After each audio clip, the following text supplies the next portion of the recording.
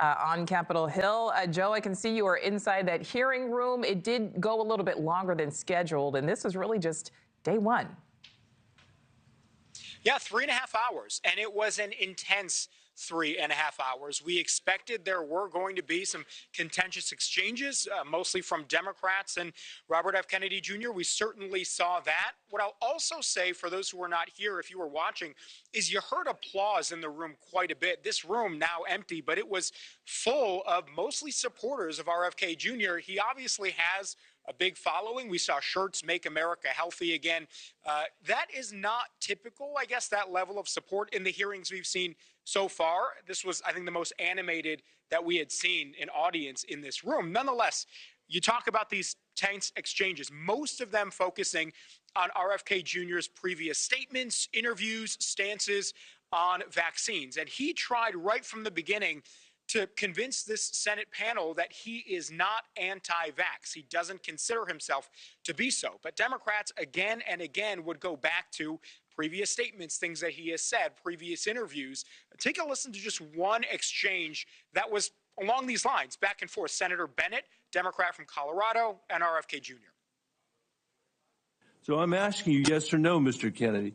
Did you say that COVID-19 was a genetically engineered bioweapon that targets black and white people but spared Ashkenazi Jews and Chinese people? I didn't say it was deliberately targeted. I just quoted an NIH-funded and NIH published study. Did you say that it targets black and white people but spared Ashkenazi Jews? I quoted a study, Your Honor. I quoted an NIH study that showed that. I'll take that as certain yes. I have to move on, I have to move on.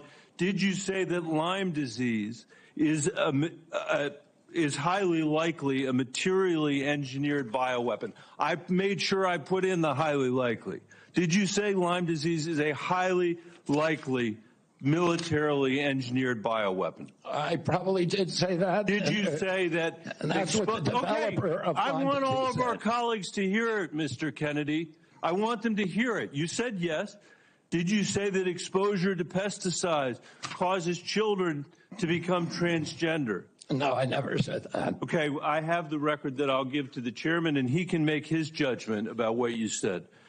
Did you write in your book, and it's undeniable, that African AIDS is an entirely different disease from Western AIDS? Yes or no, Mr. Kennedy? I'm not sure if I made that. Okay, I'll give it to the chairman.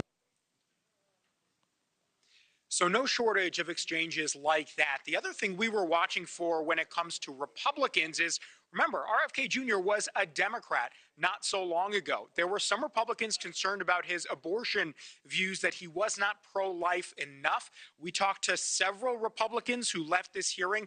Many of them that we asked said that he satisfied their concerns. We didn't talk to all of them, and certainly as voting happens on his nomination, we're going to really be watching for a handful, maybe 5 or 6 Republicans who we think may end up crossing lines, if not for other reasons, for the abortion view. But again, a lot of senators said he satisfied them in his answers today. Remember, he's also coming back to the Capitol tomorrow. This is going to be a rare case where we see not one but 2 separate hearings in 2 different committees for him tomorrow.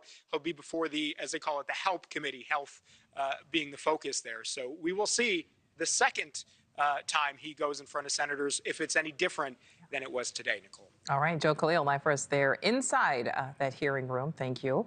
I'd like to welcome in